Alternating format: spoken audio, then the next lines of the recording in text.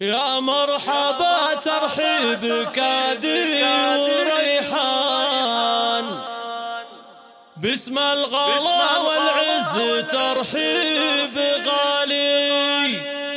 يا مرحبا والمحفل بنوركم زان، حي الضيوف الطيبين الخصالي، حي الضيوف الطيبين الخصالي.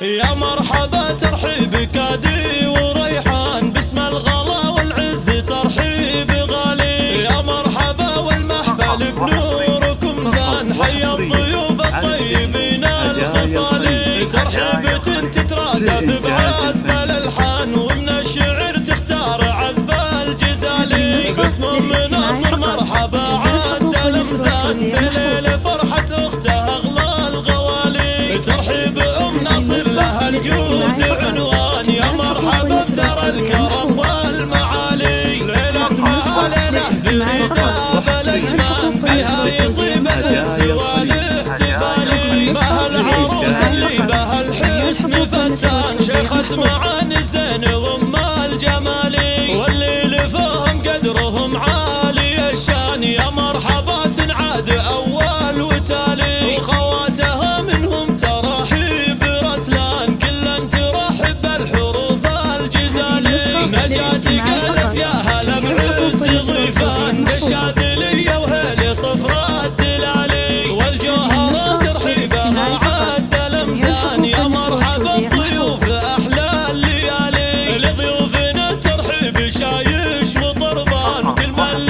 قدره عزيز وغالي. يا مرحبا ترحيب كادي وريحان، باسم الغلا والعز ترحيب غالي. يا مرحبا والمحفل بنوركم زان، حي الضيوف الطيبين الخصالي. ترحيبة تترادف بعذب الالحان، ومن الشعر تختار عذب الجزالي. باسم مناصر مرحبا عد الامزان، في ليل فرحة اخته اغلى الغوالي. ترحيب ام ناصر لها الجود عنوان، يا مرحبا بدار الكرم والمعالي. ليلة مع ليلة فريدة بالازمان، فيها يطيب الانس والاحتفالي. بها العروس اللي بها الحسن فتان، شيخة معاني الزين وام الجمالي. واللي فهم قدرهم عالي الشان، يا مرحبا تنعاد اول وتالي. وخواتها منهم ترحيب رسلان، كلا ترحب بالحروف